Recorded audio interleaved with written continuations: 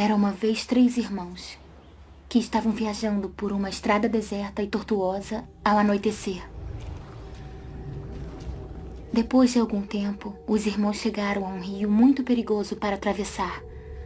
Os irmãos, porém, eram versados em magia. Os 3 irmãos simplesmente balançaram suas varinhas e fizeram uma ponte.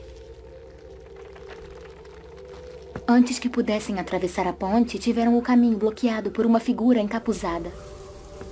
Era a Morte. Ela se sentiu traída. Traída porque o normal seria os viajantes se afogarem no rio. Mas a Morte era perspicaz. Ela fingiu parabenizar os 3 irmãos por sua magia e disse que cada um ganharia um prêmio por ter sido inteligente o bastante para evitá-la. O mais velho pediu a varinha mais poderosa que existisse. E a Morte lhe deu uma varinha feita da árvore de sabugueiro. O segundo irmão resolveu humilhar a Morte ainda mais e pediu o poder de ressuscitar os entes já falecidos. Então a Morte apanhou uma pedra da margem do rio e a entregou a ele. Finalmente, a Morte perguntou ao terceiro irmão. Um homem humilde. Ele pediu algo que lhe permitisse sair daquele lugar sem ser seguido pela Morte. E a Morte, de má vontade, lhe entregou sua própria capa da invisibilidade.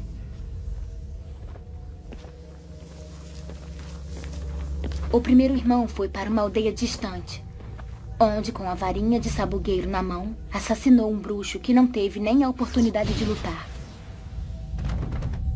Tomado pelo poder que a varinha das varinhas havia lhe dado, ele seguiu para uma estalagem onde se gabou por sua invencibilidade. Mas naquela noite, um outro bruxo roubou a varinha e, por segurança, cortou a garganta do mais velho dos irmãos. E assim a Morte levou o primeiro irmão. Enquanto isso, o segundo irmão viajou para casa, onde pegou a pedra e virou-a 3 vezes na mão. Para sua alegria, a moça que um dia desejara desposar antes de sua morte precoce apareceu diante dele.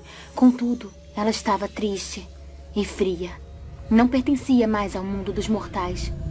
Enlouquecido pelo desesperado desejo, o segundo irmão se matou para poder unir-se a ela. Assim, a Morte levou o segundo irmão. Já o terceiro irmão, a Morte o procurou por muitos anos, mas jamais conseguiu encontrá-lo. Somente quando atingiu uma idade avançada, foi que o irmão mais novo despiu a capa da invisibilidade e deu-a para seu filho. Ele acolheu a Morte como uma velha amiga e a acompanhou de bom grado. E como iguais, partiram dessa vida.